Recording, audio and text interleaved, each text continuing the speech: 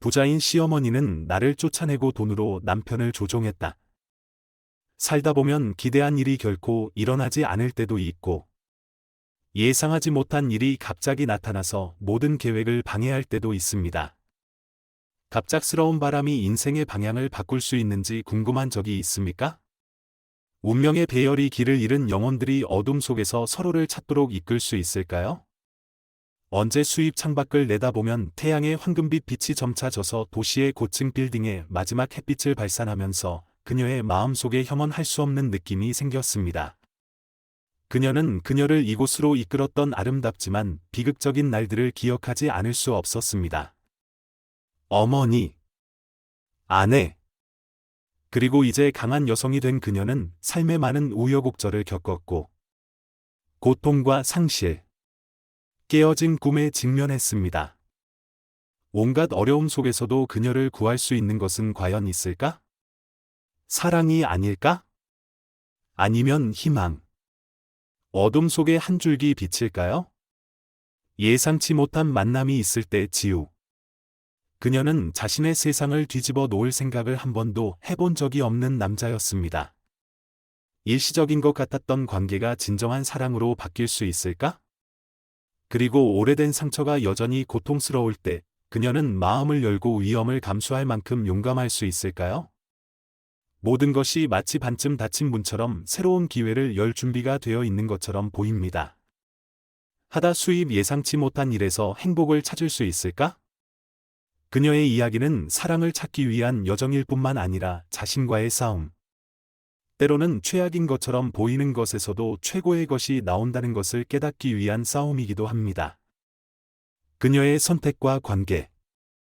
소중한 교훈이 그녀를 꿈도 꾸지 못했던 삶으로 이끄는 그녀의 여정을 따라가 보자. 안녕하세요. 안녕하세요.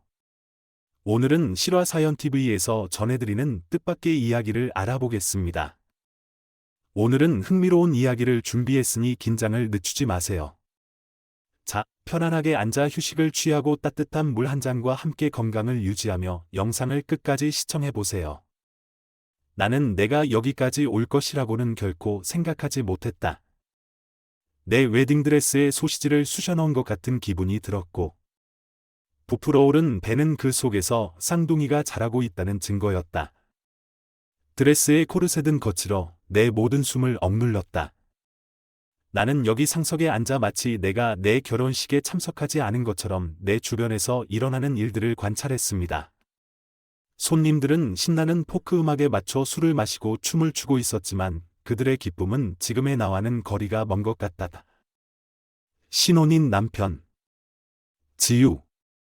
옆 테이블에 앉아 밤이 지날수록 점점 더 술을 마시고 있었습니다. 나의 어머니. 상류층 여성들을 접대하느라 바빴고, 그녀의 웃음은 나를 불편하게 만들었습니다. 다리도 아프고, 허리도 아프고, 이 아기들은 움직임을 멈출 수가 없습니다. 나는 이 모든 것이 우스꽝스럽다고 생각하지 않을 수 없습니다. 우리는 가족에게 간청했습니다. 지우배를 보이기 전에 결혼을 허락하지만 어머니 미루는 데에는 항상 이유가 있습니다. 이제 나는 내 임신에 대한 반박할 수 없는 증거를 완전히 공개했습니다. 나는 너무 당황해서 화장실에 가야겠다고 결심했습니다. 이는 이 복잡한 임신의 정상적인 요구 사항이었습니다. 긴 치마 끝을 살짝 비틀거리며 로비에서 빠져나오던 나는 우연히 두 사람이 나누는 대화를 우연히 들었다. 어머니 그리고 그녀의 중요한 친구 중 한 명, 그녀의 말을 들었을 때 내 마음은 가라앉은 것 같다. 오, 나에게서 사랑하는 여러분. 저는 이 재난을 어떻게 처리해야 할지 모르겠습니다. 지우나는 고아원의 소녀와 결혼하여 쌍둥이를 임신하게 함으로써 정신을 잃은 것 같았습니다. 나는 우리가 이 결혼식을 해야 한다는 것을 깨달았을 때 거의 쓰러질 뻔했습니다. 왜 이 모든 것이 내 어깨에 떨어지나요? 우리는 그 아이들이 정말로 그의 것인지조차 모릅니다. 그녀는 수도의 한 곳으로 사기를 칠 만큼 똑똑했고, 지우불쌍한 그는 그녀를 사랑한다고 선언했을 때 너무 순진했습니다. 정말 형벌이네요. 내 생각엔 그 사람이 결혼할 것 같다, 민호.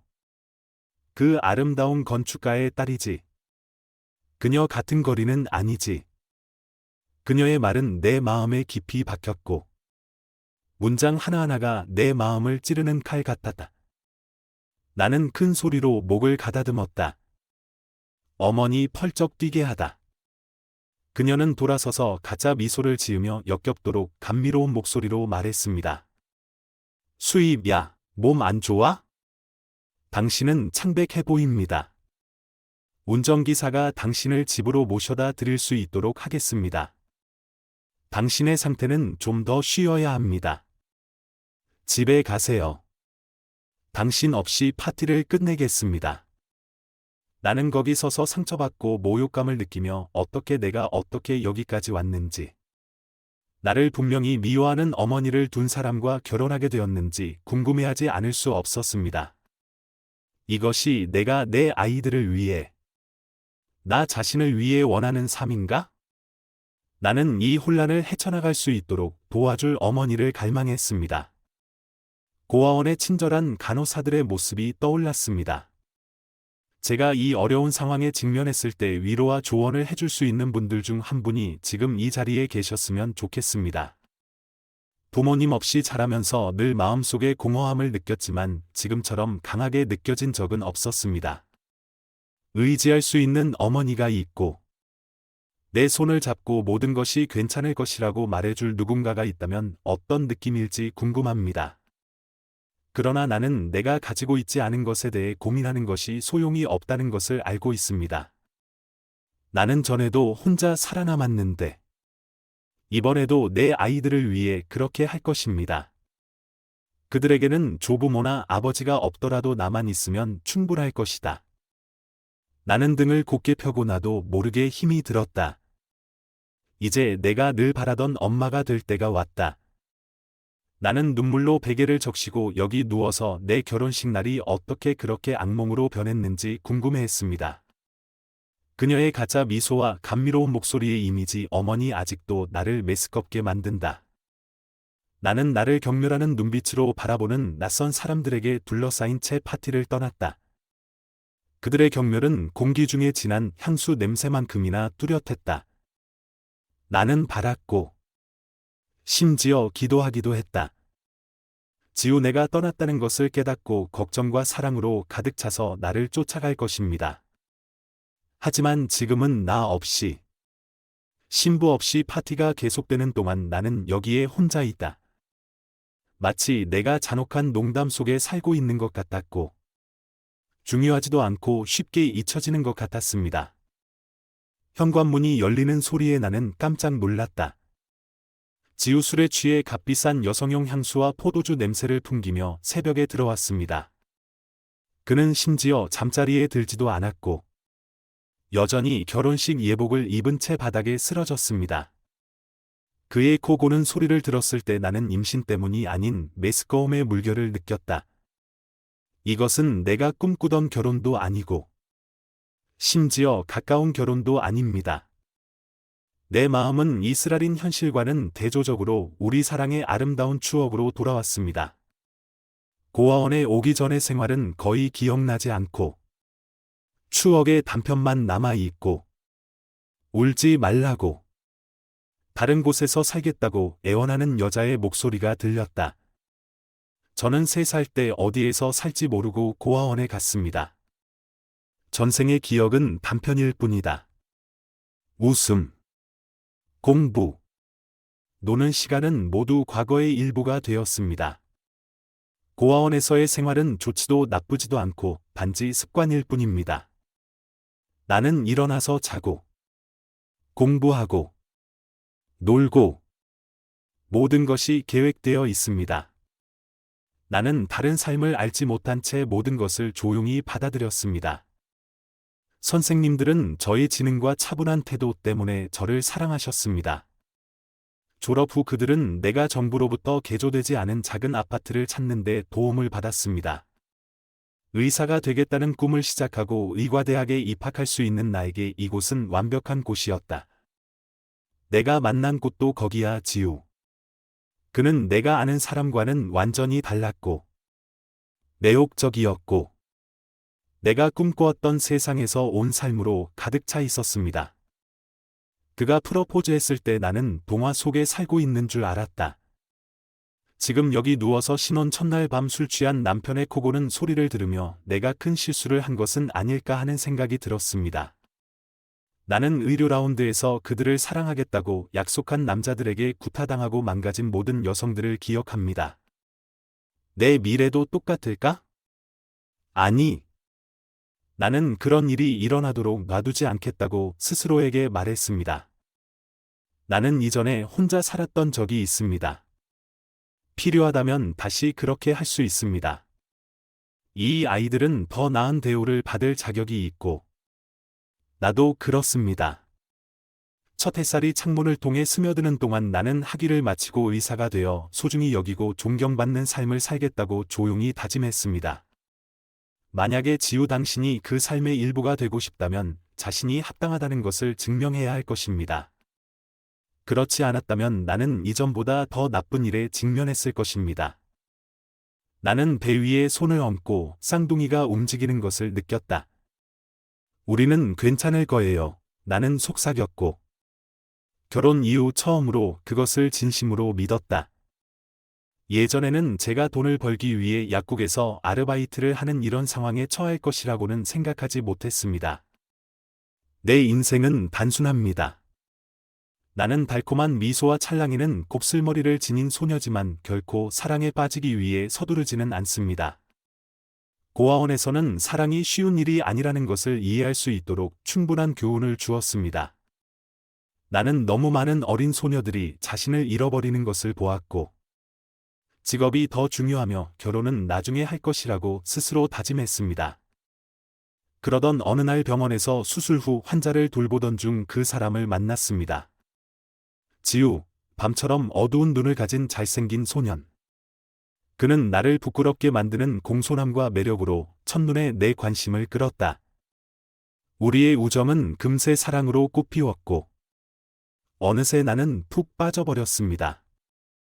지우 부유한 집안 출신이고, 그의 어머니는 성공한 사업가이고, 그의 아버지는 시 정부에서 일한다.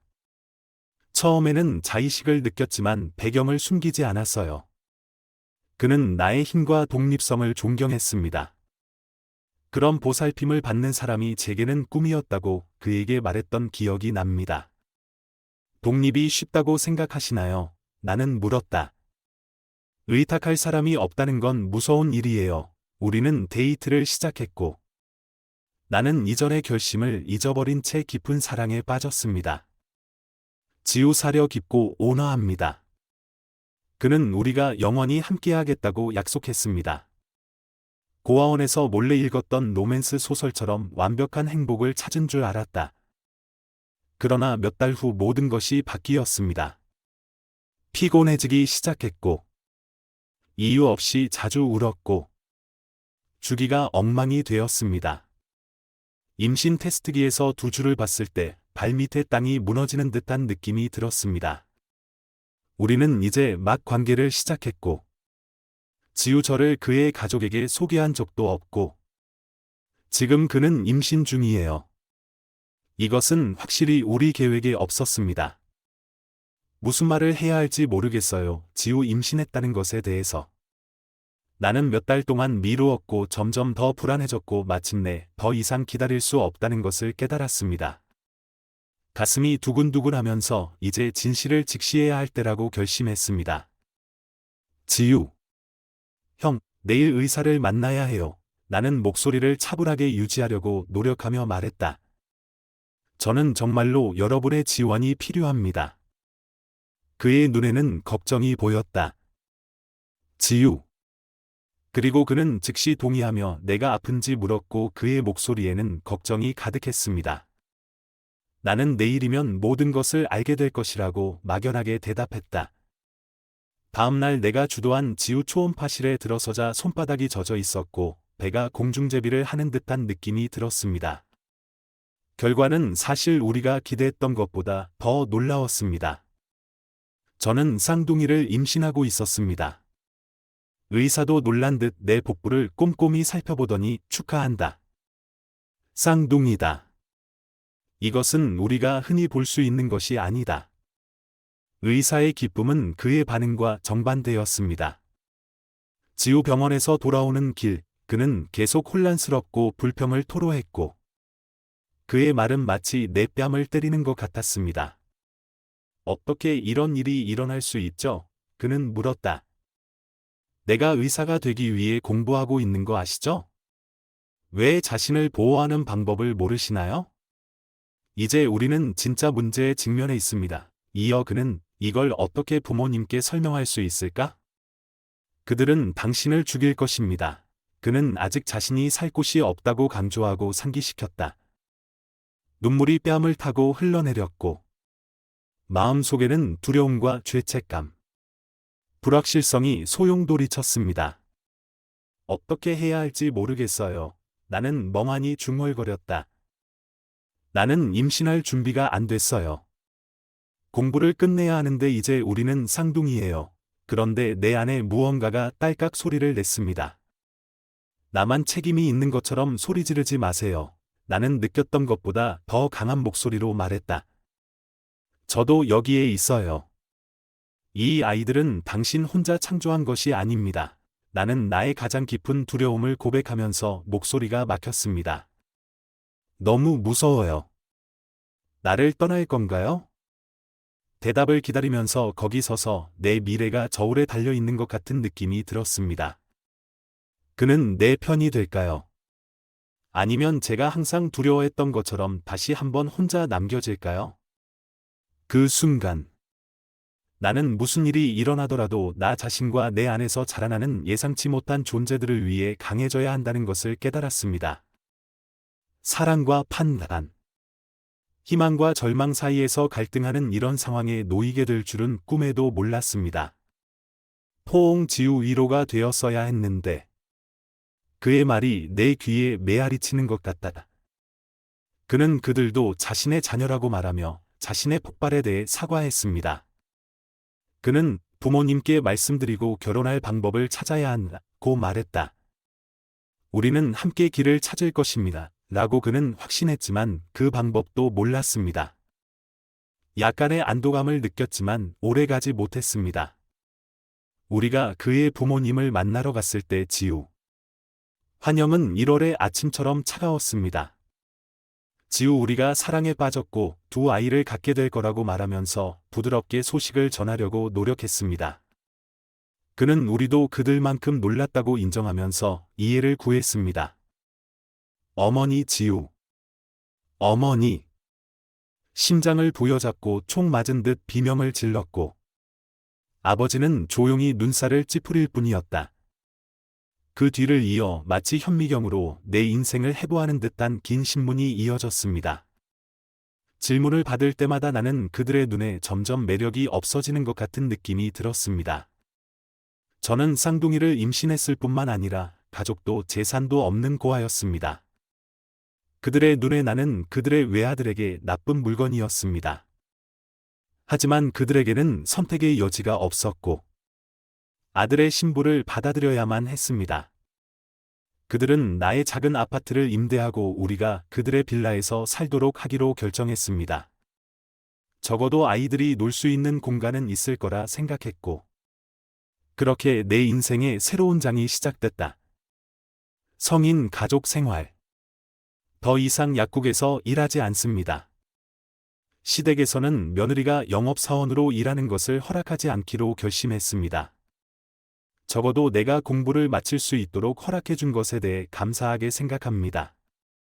나는 수박만한 배를 가지고 기말고사를 준비하고 있었다. 나는 항상 임신하기 전에 결혼하는 꿈을 꾸었고 모든 것이 완벽하기를 바랐습니다. 사랑하는 사람과 춤추는 모습. 다양한 스타일의 드레스를 입어보고 액세서리를 꾸미는 모습을 상상하곤 했어요.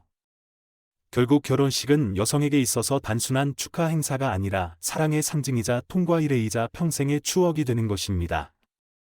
하지만 어머니 다른 계획이 있어요. 그녀는 질병, 고혈압, 피할 수 없는 일, 적합하지 않은 계절 등 매번 새로운 이유로 결혼식을 3번 연기했습니다. 마치 내가 임신 3개월이 되어 배가 더 이상 아름다움을 느낄 수 없을 때까지 의식을 연기하려는 것처럼 의도적인 것 같았습니다. 아마도 그녀는 손님들 앞에서 나를 웃음거리로 만들고 싶었을 것입니다. 어머니 자비, 존경, 친절이 부족해 보이는 어려운 여성입니다. 그녀는 감히 그녀에게 질문하는 사람 없이 가족과 직장 관계를 모두 지배합니다.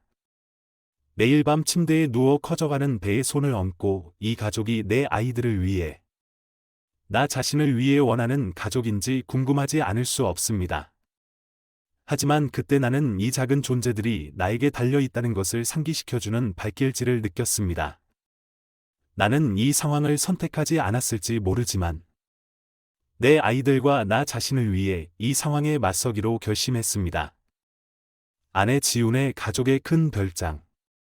애 미소 어머니 주변에 다른 사람들이 있을 때는 은비처럼 빛나지만 지우 직장에서 돌아온 그녀는 즉시 그를 아버지의 사무실로 끌고 갔습니다. 지우. 방금 무슨 일이 일어났는지 믿을 수가 없어요. 그녀는 거짓말이 담긴 달콤한 말투로 말했다. 그녀가 당신의 실크 셔츠를 망쳤어요. 그 멍청한 여자는 엉뚱한 설정으로 빨래를 하고 하루 종일 집에 있으면서 자기가 상사인 것처럼 행동했습니다. 그녀를 어디서 찾았나요? 두 사람이 만났고 그녀는 쌍둥이를 임신하게 됐다. 그것이 당신 것이 확실합니까? 우리 가족 중에는 쌍둥이가 없었습니다. 아시다시피 유전적입니다. 왜 그런 부담을 져야 할까요? 그녀의 특별한 점은 무엇입니까? 그녀는 아직 졸업도 하지 않은 무일푼의 평범한 소녀입니다. 두 아이가 하루 종일 우는 것을 상상할 수 있습니까? 그러면 나도 미치게 될 것이고, 너도 마찬가지일 것이다. 당신은 젊습니다. 지유. 앞으로의 인생은 아직 멀고, 이제 잠 못 이루는 밤과 막중한 책임을 계속 수행하고 싶으신가요? 그는 아직 마음속으로는 어린아이이고 어머니와 함께 사는데 익숙합니다. 당신의 아이가 아닐 수도 있는 두 아이에 대해 걱정할 필요가 없습니다. 지우 분명히 흥분한 그는 방어적인 반응을 보이며 어머니에게 임신한 여자친구를 해고하라고 제안하는 것이냐고 물었습니다. 사람들이 당신을 어떻게 생각할까요? 그는 주장했다. 정말 좋아해요 수입. 그는 지금은 아이를 원하지 않으며 그것이 어떨지 상상할 수 없다고 인정하지만 익숙해져야 한다고 말했습니다. 그들이 또 무엇을 할 수 있나요? 미소 어머니 그녀는 집에서 쫓겨날 필요가 없다고 대답하면서 매우 달콤해졌습니다. 수입 밖으로. 그것은 잔인할 것입니다. 그녀는 또 다른 제안을 했습니다. 이렇게 친밀한 대화를 나눈 후 지우 종종 좌절감, 짜증, 분노의 기분으로 나타납니다. 그도 너무 빨리 아빠가 된다는 생각이 마음에 들지 않는 것 같다. 그는 자신의 인생이 끝났다고 느꼈고, 마치 영원히 집에 갇혀 있어야 할 것처럼 느꼈습니다. 심지어 결혼식도 체면을 살리기 위한 값싼 희극처럼 느껴졌습니다. 나는 거기 서서 지켜보고 있었다. 지우 등록원 앞에서 이해할 수 없는 말을 중얼거렸고, 그는 내 손가락에 반지를 끼우며 손을 떨었다. 어렸을 때부터 꿈꿔왔던 순간이 갑자기 준비되지 않은 연극처럼 공허해졌습니다. 결혼식이 끝난 후 그는 내가 조용히 떠나도 눈치채지 못한 채 파티 속으로 사라졌다. 너무 피곤하고 비참해서 더 이상 척할 수 없었다. 사랑에 빠진 남자의 행동은 이런 걸까요? 왜 우리가 한때 나누었던 부드러움과 따뜻함이 없는 걸까요? 예상치 못한 임신으로 인해 우리 사이의 애정의 흔적이 모두 지워진 것 같았습니다. 신혼여행 얘기도 없이 2주가 지났다. 부모 지우 신혼부부로서 우리에게 주어진 모든 돈을 세어보니 한 번도 본 적 없는 돈이었습니다. 우리는 사소한 일로 논쟁을 시작했습니다.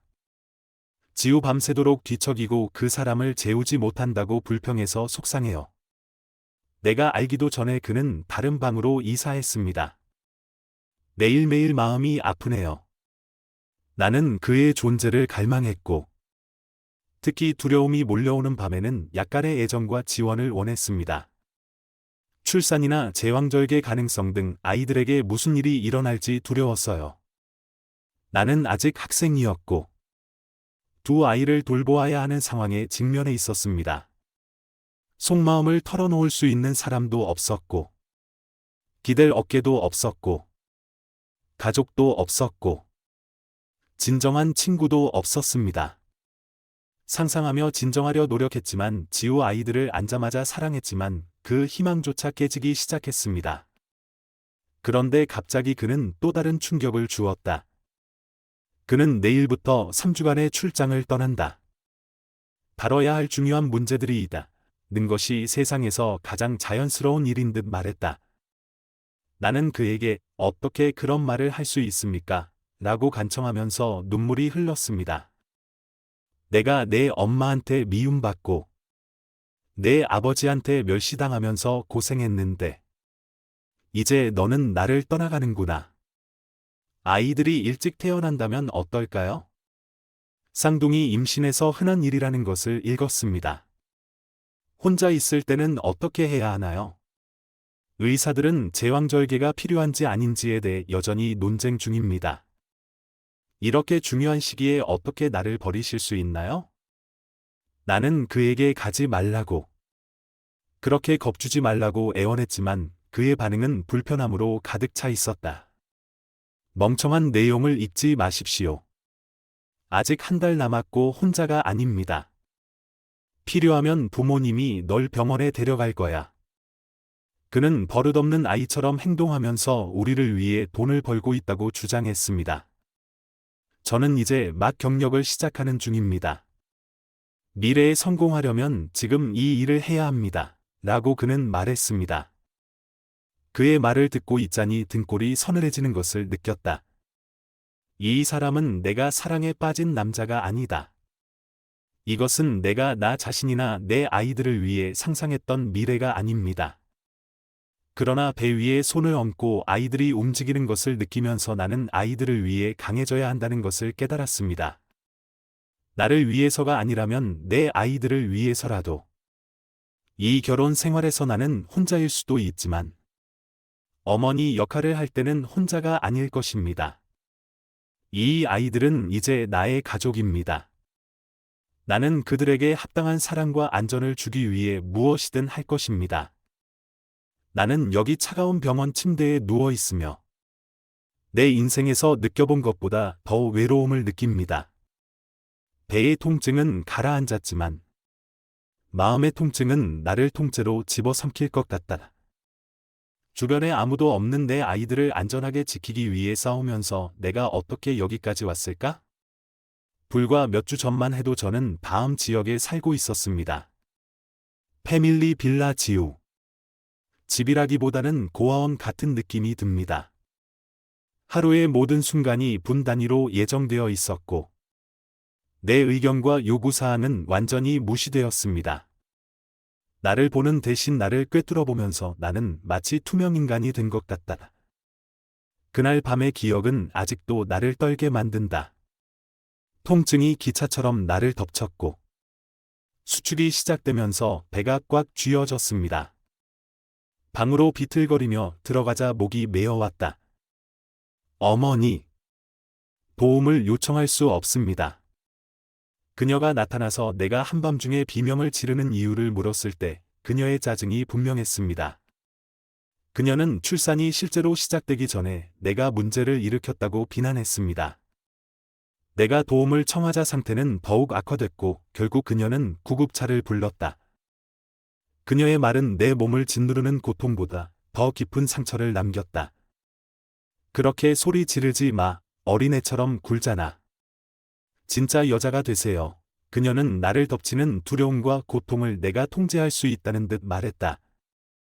이제 저는 튜브에 연결되어 아이들의 안전을 지키기 위해 매시간 싸우고 있습니다.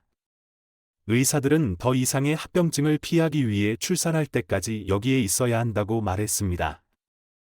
연락을 시도하는 동안 내 안에 절망감이 솟아올랐다. 지우. 그가 돌아와서 나를 지원해주기를 바랐지만 그의 전화는 항상 서비스 지역을 벗어났고 그의 어머니도 내 전화에 응답하지 않았습니다. 끔찍한 생각이 내 마음속에 스며들었습니다. 그들이 이것을 계획했나요? 여기서 혼자 뭘 해야 하지? 내 물건을 가져갈 사람도 없었습니다. 운 좋게도 아파트 월세에서 약간의 돈을 절약했지만 약을 사는 것은 고사하고 몇 주 동안만 쓸 수 있는 정도였습니다. 여기 누워서 모니터에서 계속해서 울리는 소리를 들으면서 나는 고향에서 알았던 소녀들을 생각하지 않을 수 없습니다. 청소년 캠프. 그들 중 얼마나 많은 사람들이 의지할 사람도 없이 혼자 겁에 질려 이런 상황에 빠졌습니까? 나는 항상 내가 달라지고 사랑을 찾고 나만의 가족을 꾸릴 것이라고 생각했지만 결혼한 지금은 그 어느 때보다 외로움을 느낍니다. 그러나 내 안에 깃든 소중한 생명들을 일깨워주는 배를 걷어차는 느낌을 받았을 때 나는 용기를 되찾았습니다. 나는 내가 꿈꾸는 가족을 갖지 못할 수도 있지만 이 아이들에게 합당한 어머니가 될 것입니다. 나는 혼자서 해야 하는 일이라 할지라도 내가 가진 모든 것을 다해 그들을 위해 싸울 것입니다. 이것은 내가 살아갈 것이라고 생각했던 이야기가 아니라 나의 이야기이고 나는 그것이 나를 실망시키는 것을 거부합니다. 나는 병원 침대에 누워 하루하루를 보내며 그 어느 때보다 외로움을 느꼈습니다. 방문하는 사람도 없었고 전화도 받지 않았습니다. 침묵은 무서웠다. 잡초가 마지막 남은 희망을 짓밟듯 내 마음속에 끔찍한 의심이 생기기 시작했습니다. 수연 정말 나를 버렸어? 전화번호를 변경하시겠습니까? 며칠 동안 연락을 하지 못했다는 것이 믿기지 않아 지금은 베개의 얼굴을 파묻고 눈물을 흘리며 야른 천을 적시고 있습니다. 마음이 너무 스트레스를 받아 견딜 수 없었습니다. 너무 사랑스러운 다른 환자들은 과일을 나누고 부드러운 말로 나를 위로하려고 노력했습니다. 친구도 사귀었어요, 지아. 친절한 간호사가 나를 불쌍히 여겼습니다. 그녀는 종종 나에게 말을 걸었고, 나를 격려하려고 노력했고, 때로는 집에서 만든 음식을 가져왔는데, 나는 그 밋밋한 병원 음식에 비해 훌륭하다고 생각했습니다. 하지만 그 무엇도 내 영혼의 고통을 덜어줄 수는 없습니다. 제가 곧 출산을 하려고 하는데 남편이 어디에도 없습니다. 절망 속에서 나는 돌아섰다. 지아. 그녀에게 도움을 청했습니다. 나는 그녀에게 내가 얼마나 피곤했는지, 그녀에게 나쁜 일이 일어날까봐 두려웠다고 말했습니다. 수연. 그 사람은 왜 사라졌나요? 내가 물었다. 내 목소리는 거의 들리지 않았다. 그 사람은 어디로 갔을까요? 그 사람은 내가 여기 영원히 머물도록 놔두지 않을 거예요. 적어도 우리는 결혼했다고 생각했어요. 내가 가장 깊은 두려움을 고백했을 때 그 말은 내 입에서 쓴맛이 났다. 그 사람이 문제에 빠지면 어쩌지? 혹시 이 주소로 제 메일을 배달해 주실 수 있나요? 아마도 그녀는 어떤 소식을 가지고 돌아올 것입니다. 그렇지 않으면 이런 나쁜 생각에 미칠까 두렵습니다. 지아. 너무 사랑스러워서 도움을 주기로 동의하고 다음 교대 근무를 약속했습니다. 마음속에 자리 잡은 불안과 희망, 두려움을 안고 기다렸습니다. 하지만 언제 지아 돌아오자 그녀의 소식은 몸에 충격을 주는 것 같다. 그녀는 그걸 봤다고 해서 수연 여전히 건강한 그는 다른 여자와 함께 별장을 떠났다. 그녀가 다가왔을 때 수연 내 편지를 읽은 그는 이상한 눈으로 그녀를 바라보다가 자기 옆에 있는 여자를 바라보았다. 그는 말했다. 지아, 아마도 그녀가 주소를 잘못 알고 있었을 수도 있고 그 사람은 누구의 이름도 몰랐을 수도 있습니다. 민호. 그리고 편지도 읽지 않고 그냥 찢어서 버렸습니다. 지아, 그녀는 그의 눈의 반짝임으로 그가 거짓말을 하고 있다는 것을 알 수 있다고 말했습니다. 그 사람이 당신을 버린 게 분명해요. 그녀가 말했다. 그녀의 목소리는 부드러웠지만 그녀의 말은 내 마음 깊은 곳을 찔렀다. 그는 당신을 영원히 잊기로 결정했습니다. 내 말이 나올 때 지아 마음속 깊은 곳에서 거대한 고통의 공이 터져 나온 것 같은 느낌이 들었습니다. 눈물이 얼굴을 타고 흘러내렸고 갑자기 다리 사이에 온기가 느껴졌습니다. 눈지아 그녀는 내 양수가 깨져서 의사에게 전화할 것이라고 큰 소리로 열었습니다. 그녀는 나에게 인내심을 갖고 곧 돌아올 것이라고 말했습니다. 첫 번째 진통이 왔을 때 나는 이것이 나의 순간이라는 것을 깨달았습니다. 이제 곧 엄마가 되어 외롭고 망가져도 아이들을 위해 강해지겠다고 다짐합니다. 그것들은 지금 내가 가진 전부이며 나는 그들의 아버지가 그들에게 거부했던 모든 사랑과 보호를 그들에게 줄 것을 내 자신에게 맹세합니다. 이것은 내가 꿈꾸던 시작이 아니라 우리의 시작이고 나는 내 아이들을 위해 앞으로 어떤 일이 닥치든 맞설 준비가 되어 있습니다. 제가 여기에서 소중한 신생아 2명을 품에 안고 사랑에 압도되는 동시에 버림받은 마음에 눌리게 될 것이라고는 상상도 못했습니다. 출산은 순조롭게 진행되었고 다행히도 제왕절개도 필요하지 않았습니다. 그러나 아름다운 아들과 딸을 바라보는 순간 현실은 공격처럼 무너져 내렸다. 나는 2 아기를 동시에 안을 수 없어. 목이 막혀서 속삭였다. 저는 유모차도 없어요. 내 상황의 규모를 깨닫고 눈물이 흘렀습니다. 지야. 나의 수호 천사가 위로하려고 노력했습니다. 그녀는 나에게 모든 것이 괜찮을 것이므로 걱정하지 말라고 말했습니다. 심지어 그녀는 자신의 오빠에 대해서도 언급했고, 수연. 꽃과 풍선을 가져올 수 있습니다. 당신은 혼자가 아닙니다. 그녀는 확신했고 나는 그 말을 생명줄처럼 붙잡았습니다. 그녀는 다음과 같이 말했습니다. 수연. 친절하고 이타적이지만 바퀴 아래에서 아이를 구하기 위해 절뚝거리고 있음에도 불구하고 지하 더 큰 아파트를 찾거나 재정 지원을 받기 위해 시위원회에 전화하겠다고 약속했습니다. 당신과 당신의 형제가 나를 도와줄 것입니다. 라고 그녀는 말했습니다. 그녀의 말은 정말 위로가 되었지만 나의 극심한 외로움을 강조하기도 했습니다. 퇴원일이 다가오자 룸메이트들이 준비를 도와주었다. 온 세상이 무너졌을 때 화장을 한다는 것은 믿을 수 없을 만큼 놀라운 일이었습니다. 사진을 찍으러 오신 시의원분들도 계셨습니다. 수연, A의 형제 지아. 아래층에서 기다리고 있어요. 그는 분명히 절름발이임에도 불구하고 키가 크고 상냥합니다. 그는 나에게 꽃을 주고 나를 안아주며 격려의 말을 속삭였다. 그 순간 한 무리의 지역 TV 기자들이 초보 엄마들에 대한 감동적인 이야기를 찾기 위해 몰려들었습니다. 그들은 나와 2 아이에게 집중하며 나의 첫인상과 기대에 대해 물었다.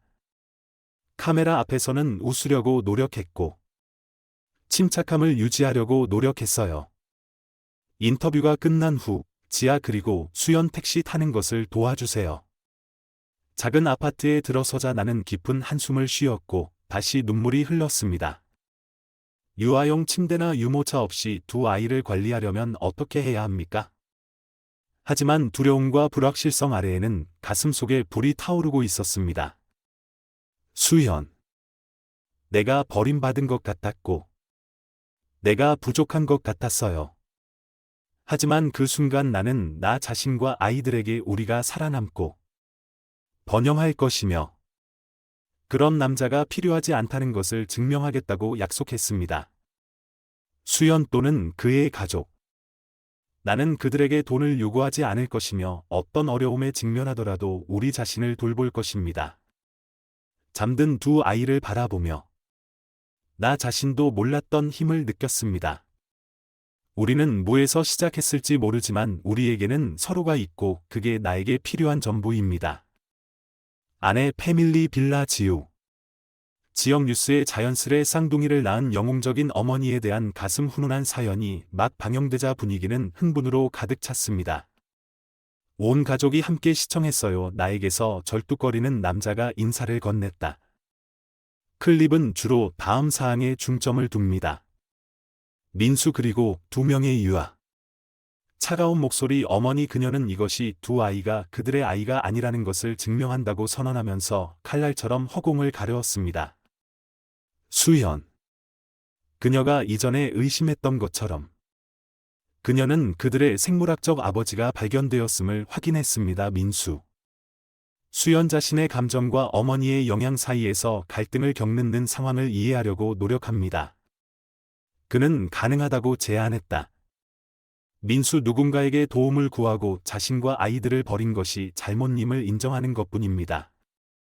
아직도 그녀를 사랑한다고 고백하는 그의 목소리에는 아쉬움이 가득했다. 민수 그리고 그녀의 어머니에게 그들이 실제로 결혼했다는 사실을 상기시켰습니다. 분노 어머니 그녀가 아들의 순진함을 비난하는 모습이 그녀의 얼굴에서 확연히 드러났습니다. 그녀는 낯선 사람의 아이를 자신의 집에 두는 것을 단호히 거부했으며 두 아이는 자신의 아이가 될 수 없다고 주장했습니다.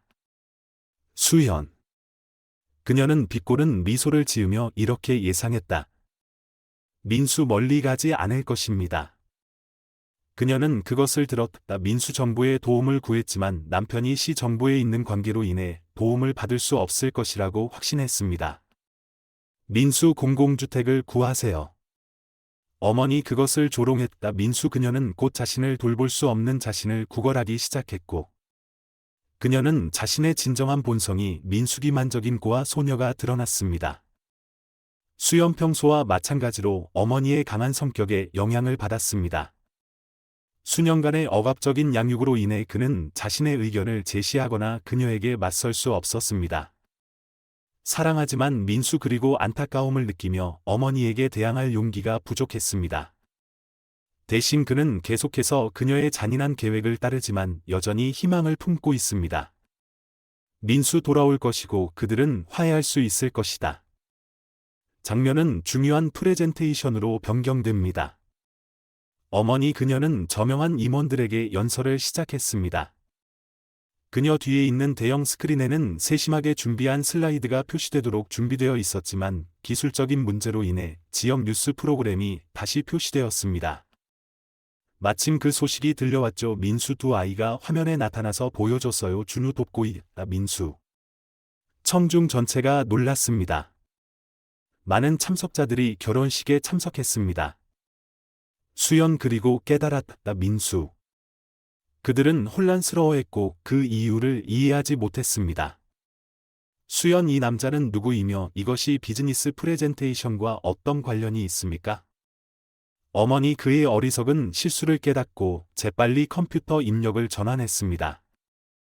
그녀는 사과하고 발표를 계속했지만 이때쯤에는 모두가 방금 목격한 예상치 못한 장면에 대해 수군거리며 토론하기 시작했습니다.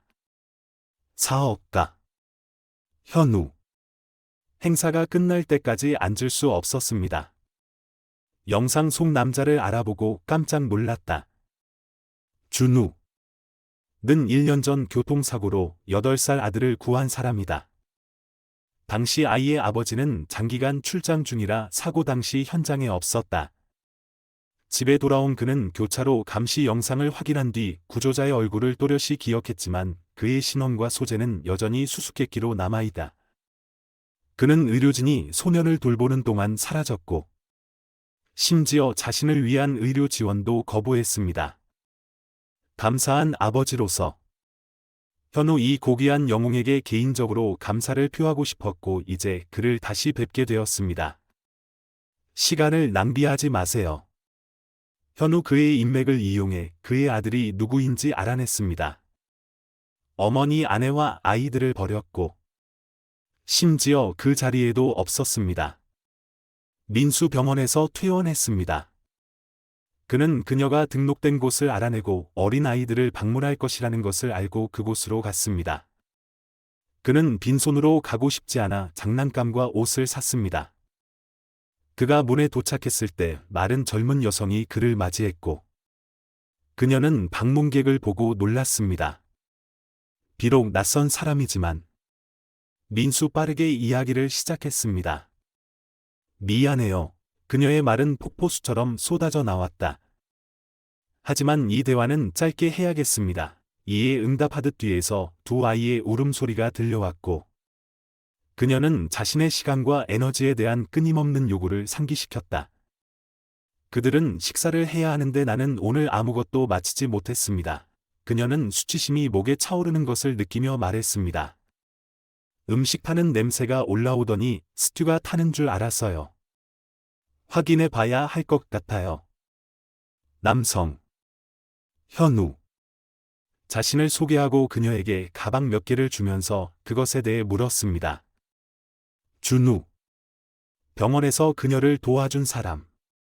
그가 말을 하는 동안 그녀는 그의 친절에 감사하는 감정의 물결을 느꼈습니다. 준우. 현재 상황에 대한 부끄러움과 어쩌면 상황이 나아질 것이라는 희미한 희망이 있습니다. 고마워요.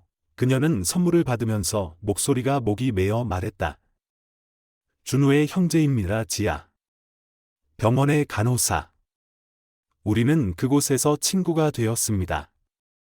그는 좋은 사람이고 매우 친절하며 제가 아이들을 집으로 데려오도록 도와주었습니다. 혼자서는 할 수 없어요. 내 남편은 우리를 버렸지만 하나님께서는 그와 그의 어머니를 심판하실 것입니다. 우리는 그들 없이도 살아남을 것입니다. 그녀가 연락처를 적었을 때 지아. 목에 덩어리가 나타났습니다. 그녀는 눈물을 흘리며 그들은 훌륭한 사람들입니다. 라고 말했습니다. 그들은 가능한 한 많은 도움을 주고 있습니다. 유모차가 없어서 아이들을 데리고 산책도 못 가요. 그녀의 작은 아파트에 서서 새로운 엄마가 되고 버림받는 혼란 속에서 그녀는 갑자기 자신이 작아지고 외로움을 느꼈습니다. 그런데 이런 낯선 사람을 보니 민수 그녀는 오랫동안 느끼지 못했던 희망의 빛을 느꼈습니다. 어쩌면 이 세상에는 쌍둥이와 어려움을 겪고 있는 젊은 엄마를 보살피는 좋은 사람들이 아직 남아 있을 수도 있습니다.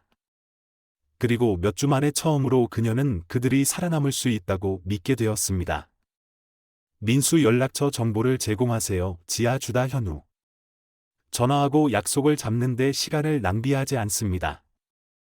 현우 설명하다 준우 그가 뉴스 영상에서 그를 어떻게 알아보았는지 그리고 그 내용은 민수 만났을 때 그의 연락처 정보를 제공했습니다. 준우 당신의 이야기를 공유하십시오. 사고로 다리를 다친 후 그는 좋은 일자리를 찾기 위해 애썼다. 하지만 그와 그의 여동생 지아 최선을 다해 도와주려고 노력했어요. 민수. 현우 방해 없이 주위에 깊게 들었으며 이 사람의 친절함과 용기의 깊은 인상을 받았습니다.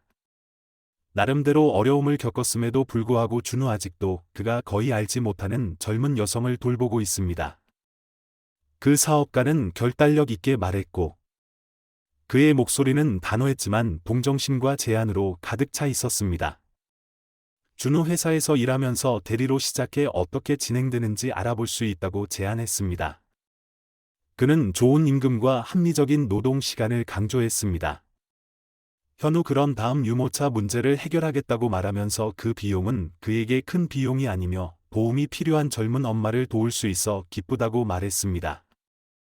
기쁨 준우 실망시키지 않고 열심히 일하겠다고 약속하며 설렘으로 제안을 받아들이는 그의 얼굴에는 그의 여동생이 항상 걱정하고 있기 때문에 기뻐할 것이라고 덧붙였습니다. 내 인생이 단 한순간에 이렇게 급변할 것이라고는 상상도 못했습니다. 어느 순간 나는 절망에 빠졌고 다음 순간 생명선이 모습을 드러냈다. 준우 그리고 현우. 준우 대기업에 입사해 자신이 훌륭한 직원임을 입증했고 단숨에 CEO 자리까지 올라갔습니다. 그의 경력은 연처럼 발전했고 민수 자랑스럽고 존경스럽다는 생각을 금할 수 없습니다.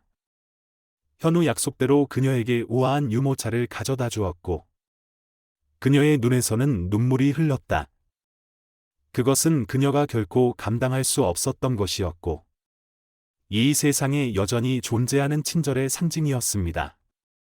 이제 두 아이는 신선한 공기 속에서 푹 자고 식습관도 나날이 좋아지고 있어 산책이 즐겁습니다.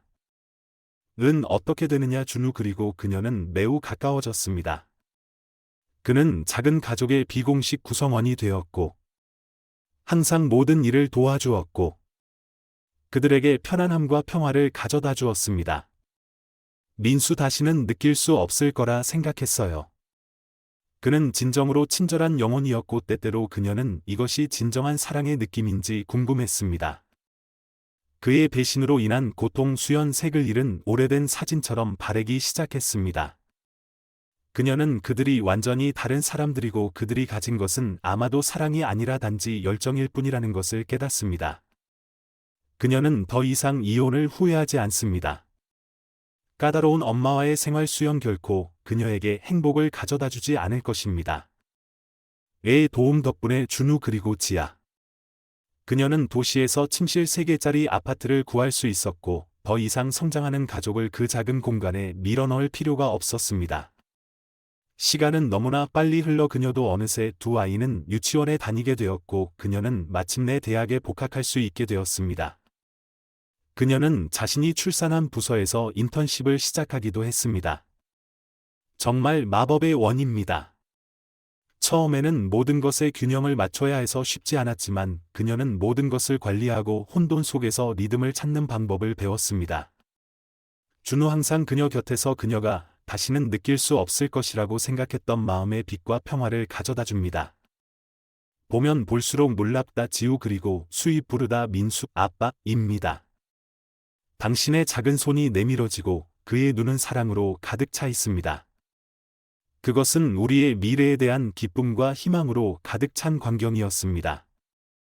나의 작은 가족을 보면 나는 인생이 흥미로운 배열을 가지고 있다는 생각을 하지 않을 수 없습니다.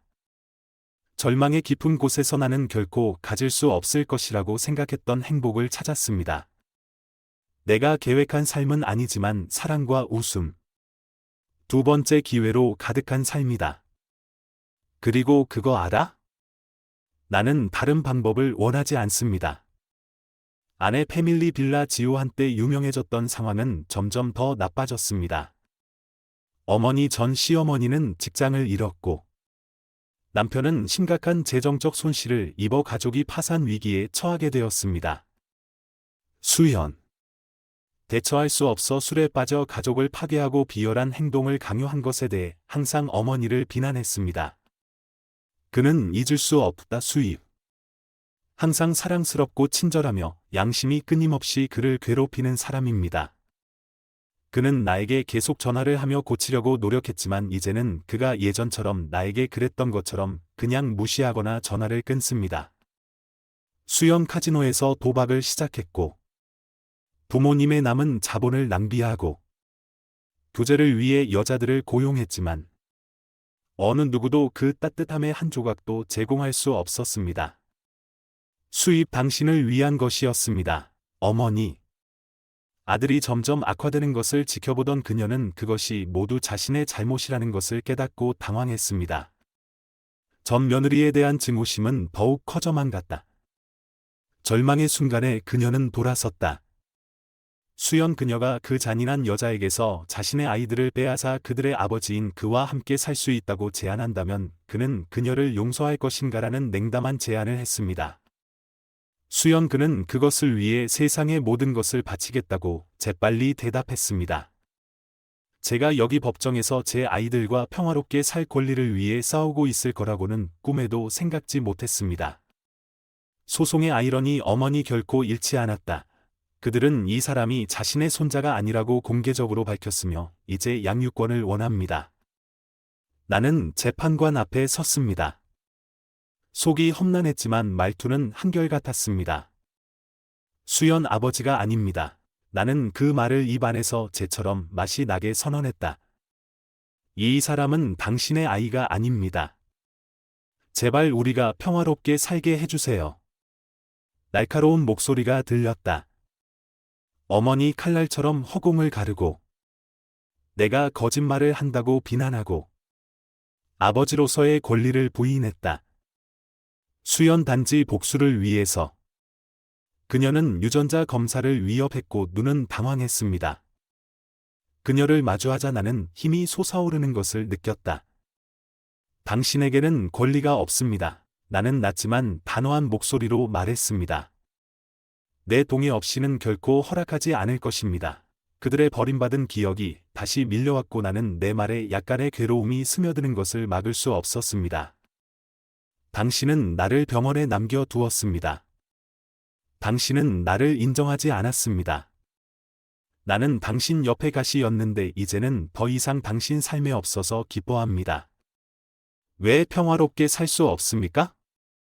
변호사님의 능숙한 전술 덕분에 민수 고용되자 법원은 내 편을 들었습니다. 언제 수연 그리고 어머니 떠날 준비를 하면서 금세 승리의 순간을 느꼈고 피로도 뒤따랐지만 아직 끝나지 않았습니다. 수연 내 팔을 잡았고 그의 손길에 나는 몸을 떨었다. 그는 여전히 나를 사랑하며 나를 잊을 수 없다고 말하며 용서를 구했습니다. 나는 그의 손을 뿌리치며 차가운 표정으로 전 남편의 눈을 바라보았다. 어쩌면 당신은 나를 잊을 수 없을지도 몰라요. 나는 차가운 목소리로 말했다. 그러나 나는 다시는 당신을 기억하고 싶지 않습니다. 이해했나요?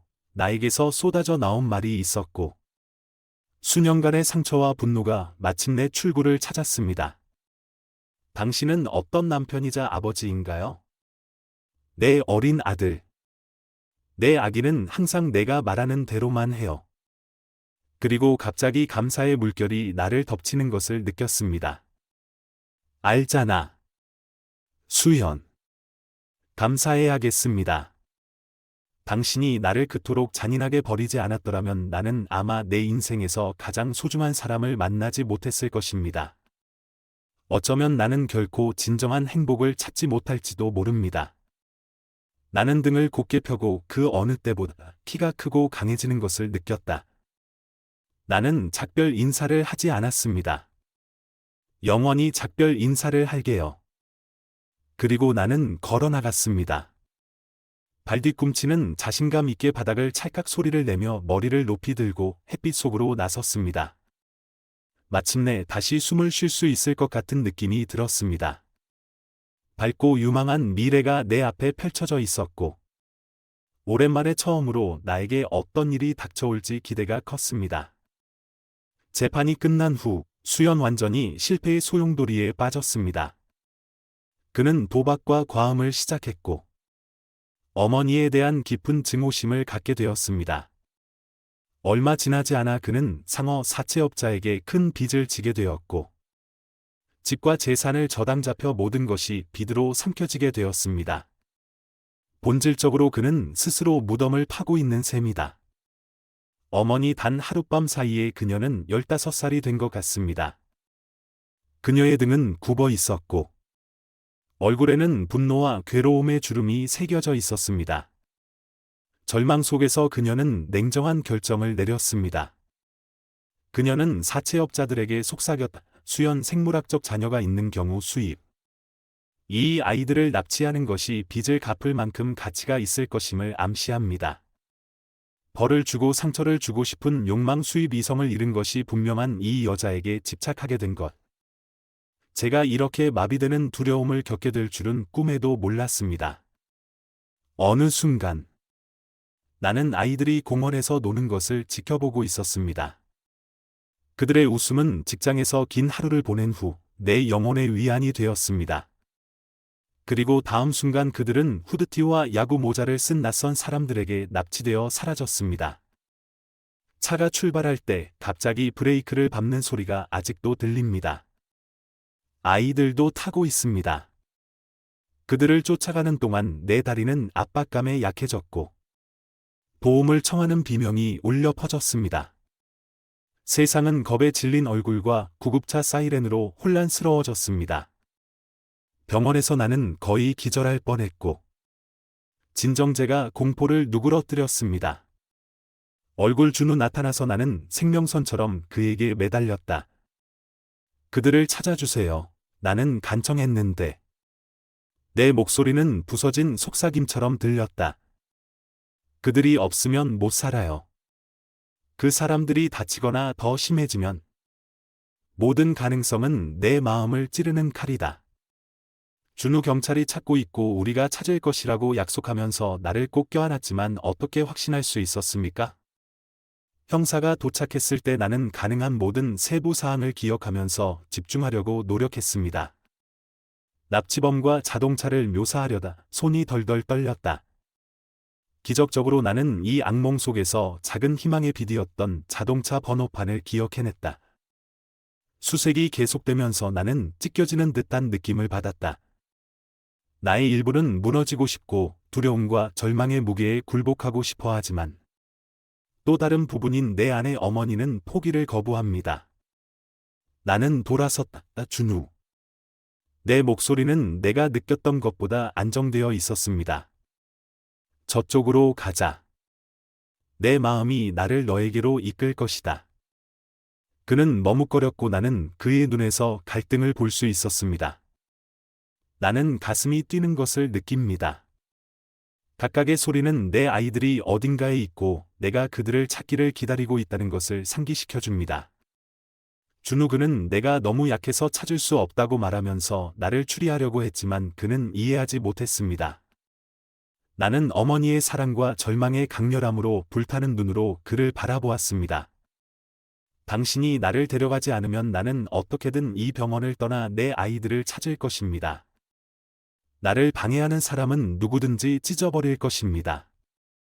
필요하다면 맨손으로 땅을 파겠습니다. 나는 그의 눈에서 갈등을 볼 수 있었지만 결국 그는 포기했고 우리는 그 장소를 찾기 시작했습니다. 우리는 차를 몰고 이웃 마을을 돌아다니며 모든 사람에게 아이들의 사진을 보여주었지만 아무도 그들을 보지 못했습니다. 어둠이 내릴 때 준우 다시 돌아오도록 나를 설득하려 했지만 나는 맹렬한 결심에 사로잡혔습니다. 아니요, 나는 목소리가 갈라지며 주장했다.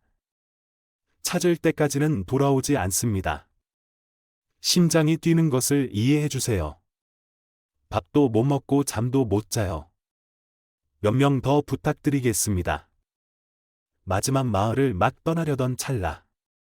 산림청 직원의 오두막이 보였다. 도움이 절실히 필요한 마음으로 창문을 향해 달려가자 가슴이 목이 메어 올랐습니다. 턱수염을 기른 산림청 직원은 나의 열광적인 이야기를 듣고 늪지대에 납치범들이 숨어 있을지도 모르는 은신처에 대해 말해 주었다. 우리는 즉시 그와 함께 출발했고 희망과 두려움이 내 마음속에 얽혀 있었습니다. 대피소에서 우리는 작은 창문에서 희미한 빛을 보았습니다. 갑자기 싸움이 났고 총성이 울렸다. 산림청 직원은 한 남자를 제지하고 그 안에서 겁에 질린 내 아이들을 발견했습니다. 이 남자는 범죄자들로부터 아이들을 구하고 보호를 위해 객실로 데려왔다고 주장했습니다. 아이들을 집으로 데려왔을 때 안도감이 거대한 파도처럼 나를 덮쳤습니다. 마침내 그것을 내 품에 안았을 때 내 마음은 기쁨과 감사로 가득 찼습니다. 경찰은 객실에 타고 있던 남성이 납치범이 아닌 실제 구조대원이었다고 밝혔다. 그는 아이들이 숨겨져 있는 곳으로 당국을 이끌고 실제 범죄자로 이어지는 증거를 발견합니다. 사악한 음모 어머니 노출되어 그녀는 정신과 시설에 입원했습니다. 생활수연 아버지가 심장마비로 사망하면서 막다른 골목에 이르고 가족은 혼란에 빠진다. 무사히 잠든 아이들을 바라보며 마침내 이 악몽이 끝났음을 깨달았습니다. 그러나 두려움은 여전히 남아 있으며 이는 상황이 얼마나 빨리 변할 수 있는지를 상기시켜 줍니다. 나는 그들을 더 가까이 안고 더 뜨겁게 사랑하며 다시는 한순간도 당연하게 여기지 않을 것을 맹세합니다. 우리가 이 모든 일을 겪은 후에도 결코 평화를 찾을 수 없을 것이라고 생각했는데 여기서 우리는 함께 저녁을 먹고 있습니다. 건우. 우리 아이들을 구한 사람. 내가 볼 때 준우 고마워요.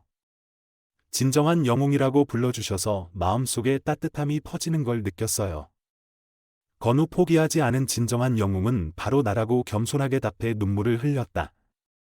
나는 부드럽게 미소를 지으며 우리는 부모라면 누구나 할 법한 일을 했을 뿐입니다. 라고 말했습니다.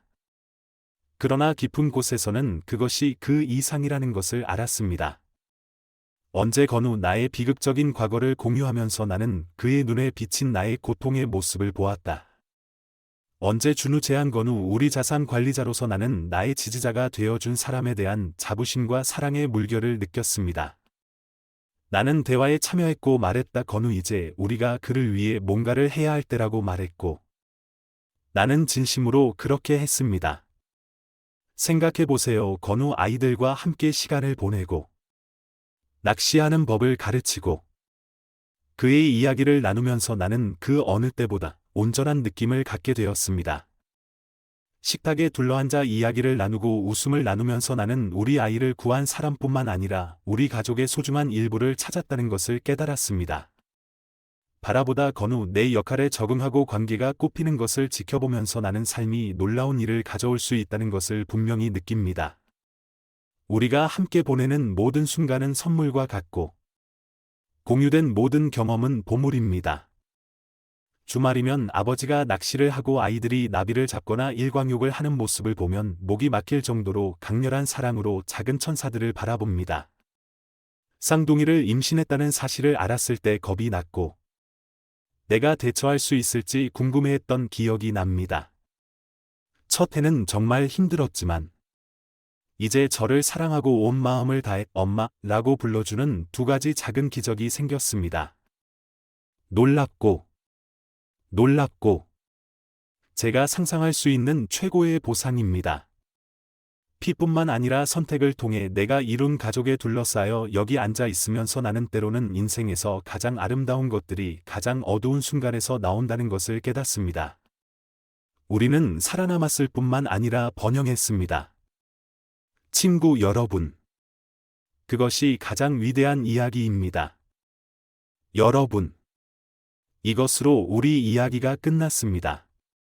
실화사연 TV 이야기를 들으시면서 즐겁고 의미 있는 시간이 되시길 바라며 영상이 마음에 드셨다면 댓글도 잊지 말고 남겨주세요.